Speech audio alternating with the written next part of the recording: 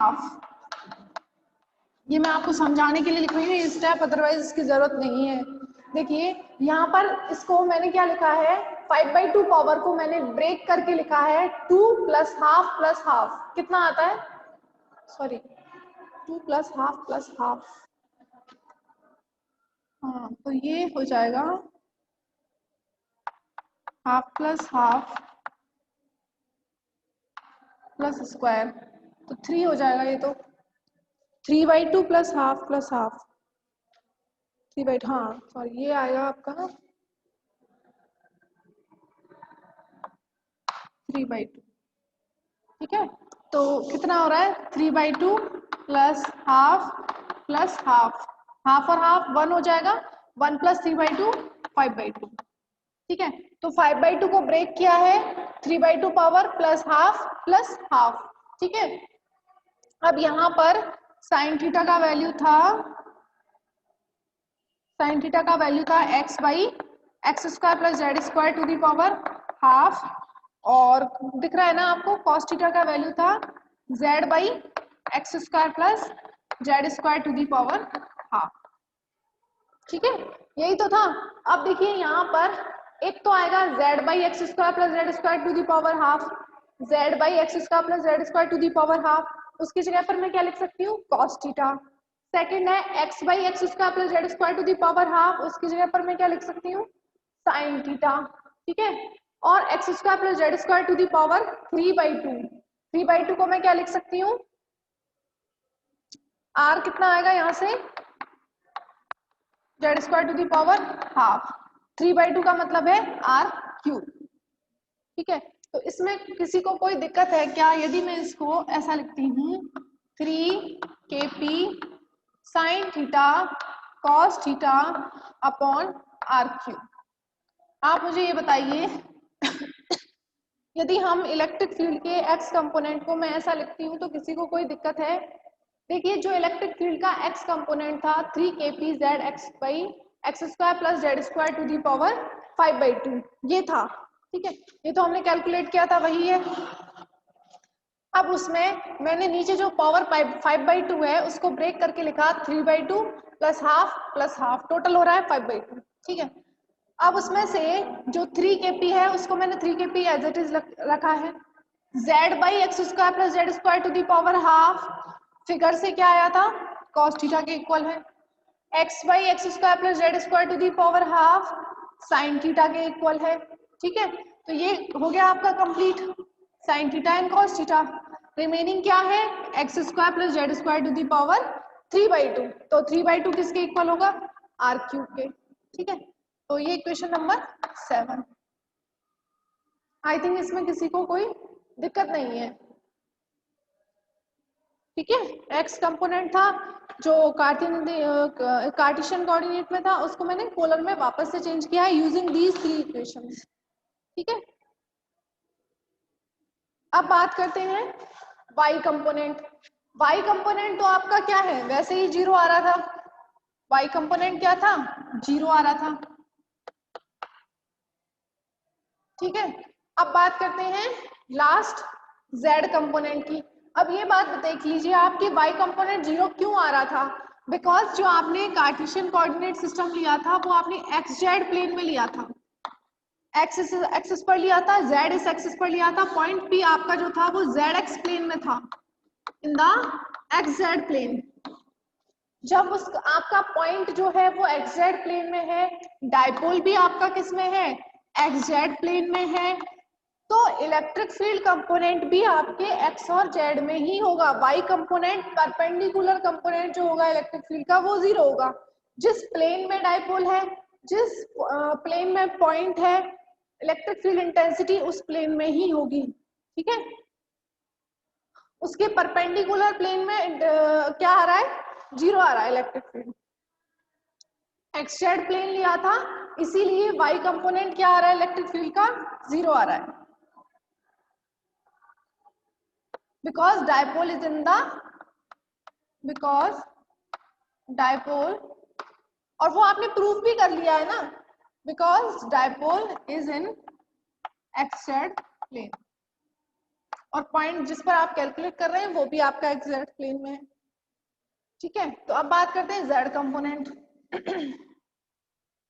Z component आपका इतना आ रहा है, सेम यहाँ पर 5/2 को मैं किस में चेंज करूंगी, 3/2, 1/2 एंड 5/2 में। तो इसका वैल्यू आएगा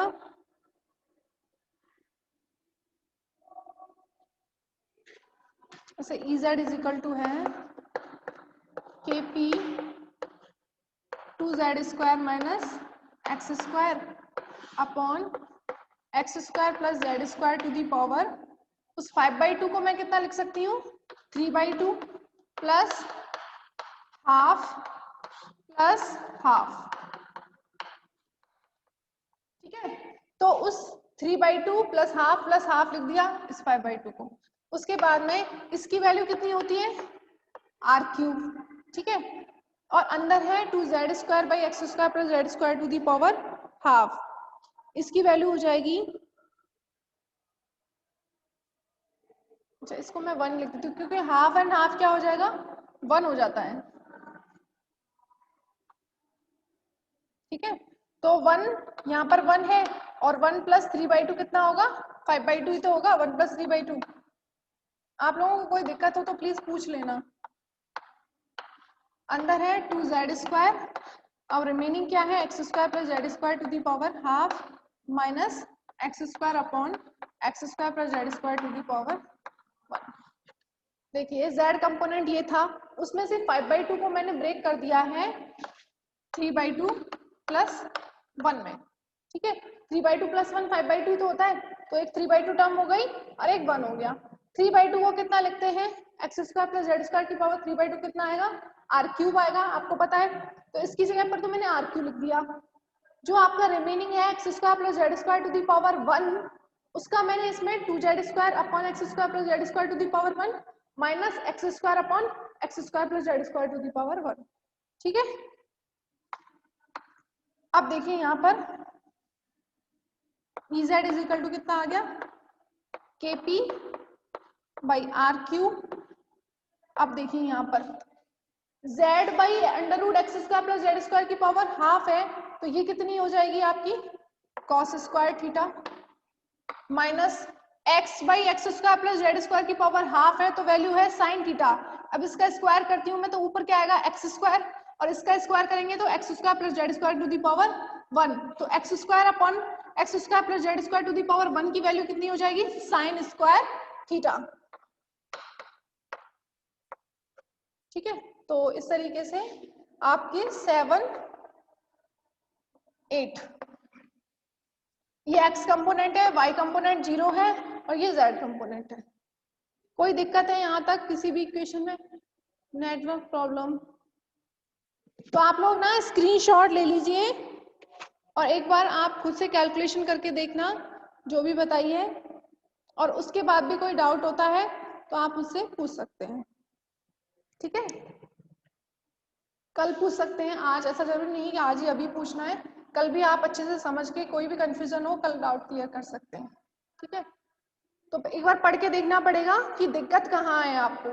ठीक है, तो ये x कंपोनेंट y 0 हो गया, z ये हो गया आपका, वैल्यूज कैसे रखी है वो सब आपको पता है। अब हमें निकालना है, इसको अब रफ कर देते हैं।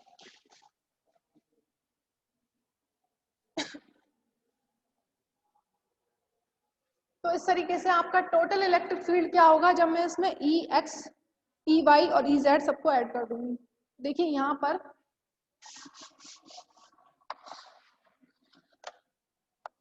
Now net electric field intensity due to dipole. ठीक है, तो जैसे इलेक्ट्रिक फील्ड होता क्या है, वैसे E vector is equal to EXI cap, EYJ cap and EZ K cap.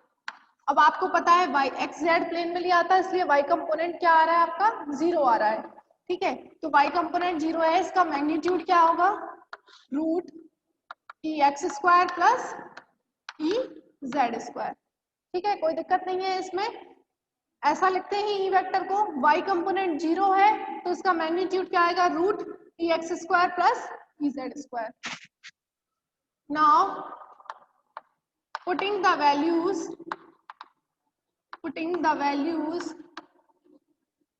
of ex and ez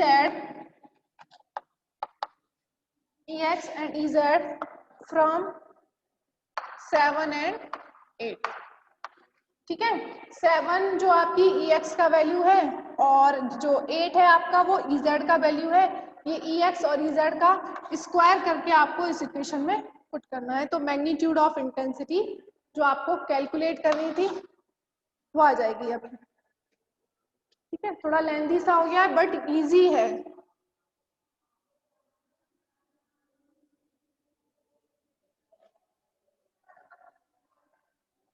ठीक है, तो E मैग्नीट्यूड कितना होगा, पहले Ex का वैल्यू रख दीजिए. Ex का वैल्यू जो अभी अभी कैलकुलेट किया था वो था 3 kp sin theta cos theta upon r cube.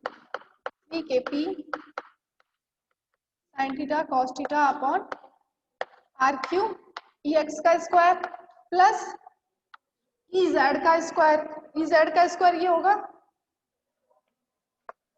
kp by r cube का होल स्क्वायर और 2 cos square theta minus sign square theta का होल स्क्वायर. अब रूट है तो ऊपर मैंने हाफ लगा दिया है. ये जो रूट है ना, मैंने एक्स स्क्वायर लिखा प्लस जेड स्क्वायर लिखा और दोनों के ऊपर मैंने पावर हाफ लगा दी है. ठीक है, तो ई कितना आ जाएगा यहाँ से.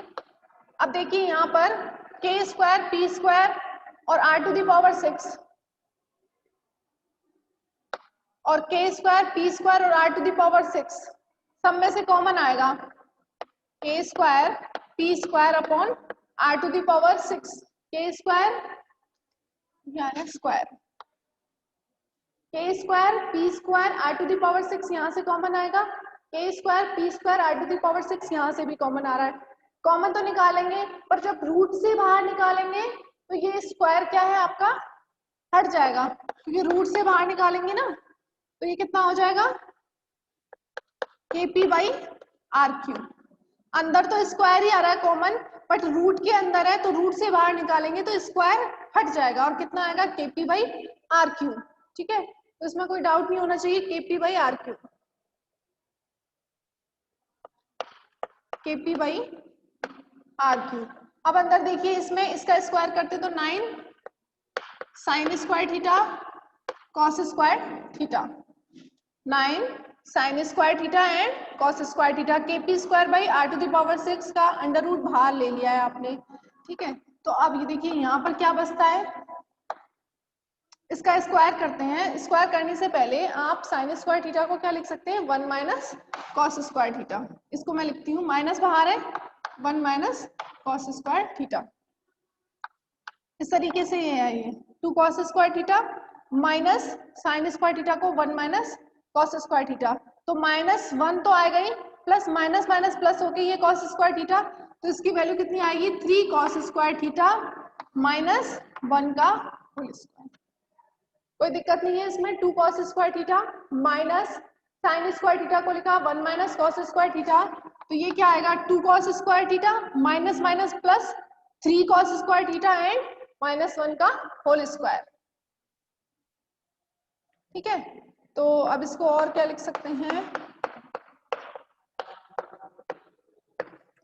9 sine square theta cos square theta plus, अब इसका स्क्वायर कीजिए कितना आ रहा है 9 cos square theta A square minus 2ab कितना आएगा 6 cos square theta plus B square 1 का स्क्वायर तो 1 ही हो जाएगा. ये हो गया. ठीक है, अब देखिए यहाँ पर बस सॉल्व होने ही वाला है, 2-3 स्टेप और है. Electric field intensity due to a dipole. अब देखिए यहाँ पर 9 कॉस स्क्वायर थीटा कॉमन आ रहा है. सॉरी, अभी 9 माइनस 6 कर सकते हैं ना. Okay, 9 cos square theta sine square theta 9 minus sorry ये स्क्वायर होगा ना, ए स्क्वायर, तो 9 कॉस स्क्वायर थीटा का कॉस 4 थीटा हो जाएगा ये, ठीक है। अब यहां से 9 कॉस स्क्वायर थीटा तुम कॉमन लेते हैं तो अंदर क्या आएगा, sign square theta plus cos square theta minus 6 cos square theta minus plus 1। देखिए यहाँ पर a plus B, A minus B का होल स्क्वायर किया तो मैंने A square minus 2ab plus B square, ठीक है। उसके बाद मैंने अब 9 कॉस स्क्वायर थीटा कॉमन लिया तो अंदर क्या बचेगा, साइन स्क्वायर थीटा। यहाँ से भी 9 कॉस स्क्वायर थीटा कॉमन लेती हूँ तो कितना बचेगा, एक कॉस स्क्वायर थीटा बचेगा, बिकॉज ये क्या है, कॉस 4 थीटा है, ठीक है, minus 6 cos square theta plus 1। अब इसकी वैल्यू क्या होती है, sine square theta plus cos square theta 1 होता है, तो ये कितना आ जाएगा, KP by R cube cos, इसकी वैल्यू तो 1 हो गई। अब क्या बचा है, 9 cos square theta minus 6 cos square theta, तो 9 माइनस 6 कितने हो गए, 3 कॉस स्क्वायर थीटा प्लस 1, ठीक है। ये आ गया आपका electric field due to a dipole, जहां पर P क्या है आपका, dipole moment of the dipole. अब इस कैलकुलेशन में कहीं पर कोई स्टेप में आपको प्रॉब्लम है, अरे हाँ, ये आपका हाफ चल रहा है पावर, ठीक है, शुरू से ही हाफ चल रहा था।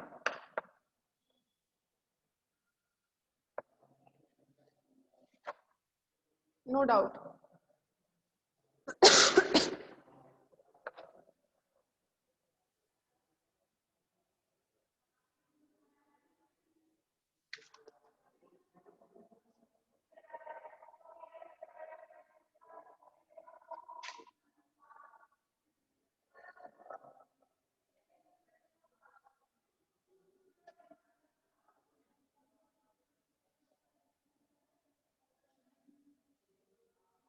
अब ये आ गया आपका electric field intensity due to a dipole, जो आपने पोटेंशियल का यूज करके निकाली है।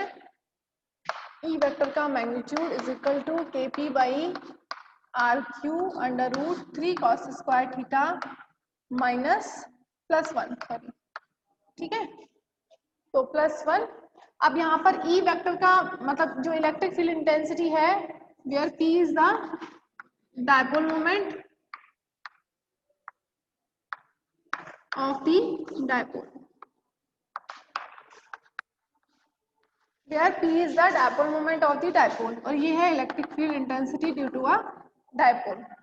अब ये मैक्सिमम कब होगा, ई मैग्नीट्यूड का वैल्यू मैक्सिमम कब होगा, जब आपका थीटा का वैल्यू मैक्सिमम हो। कॉस थीटा मैक्सिमम कितना होता है, 1 होता है, व्हेन थीटा कितना हो आपका 0, ठीक है। तो when theta is equal to 0 cos theta का वैल्यू मैक्सिमम 1 हो जाएगा, तो 3 प्लस 1 कितना हो जाएगा, 4, और 4 का अंडर रूट 2, ठीक है, ये आ जाएगा। एंड ई का मिनिमम वैल्यू कितना होगा, जब कॉस थीटा का मिनिमम वैल्यू हो, और वो कितना होता है 0, when theta is equal to 90, ठीक है। When theta is equal to 90, उस केस में इसका वैल्यू 0, तो cos 0 प्लस 1 कितना हो जाएगा, 1, 1 का अंडर रूट 1 ही होगा, तो KP बाई आर क्यू। तो मिनिमम वैल्यू कितनी हो सकती है, KP by r cube, maximum value कितनी हो सकती है, 2 KP बाई आर क्यू, और वैसे थीटा पर डिपेंडेंसी कितनी होती है, root 3 cos square theta plus 1। अब यहाँ पर थीटा क्या है, जो थीटा क्या है, जैसे आपने ये लिया था, सेंटर ये है O एंड ये है आपका minus Q plus Q dipole, point P यहाँ था, R थीटा पोजीशन पर, R distance and theta angle from the centre of the dipole, ठीक है। थीटा ये वाला थीटा है। अब थीटा 0 पॉसिबल, 0 कब होगा, जब ये पॉइंट जो है आपका इस एक्सिस पर ही हो, ठीक है। थीटा रिप्रेजेंट करता है एंगल बिटवीन द डायपोल, मतलब डायपोल से उस पॉइंट का एंगल को ही रिप्रेजेंट करता है। अब यदि मान लीजिए वो डायपोल वाली एक्सिस पर ही है पॉइंट, तो थीटा क्या हो जाएगा, यदि ये यहाँ से यहाँ हो जाए तो थीटा कितना हो जाएगा, 0। ठीक है, तो आपकी जो एक्सिस है डायपोल एक्सिस पर होगा, उस केस में थीटा 0 होगा, और थीटा 0 होगा तो उस केस में जो इलेक्ट्रिक फील्ड इंटेंसिटी है वो मैक्सिमम होगी।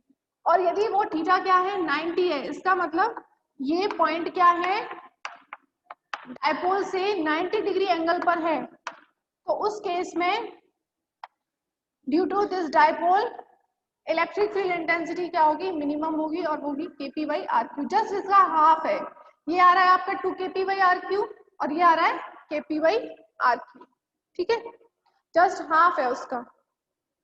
ठीक है, तो इस तरीके से आपका electric field intensity due to a dipole topic complete होता है। अब नेक्स्ट पढ़ेंगे नेक्स्ट क्लास में।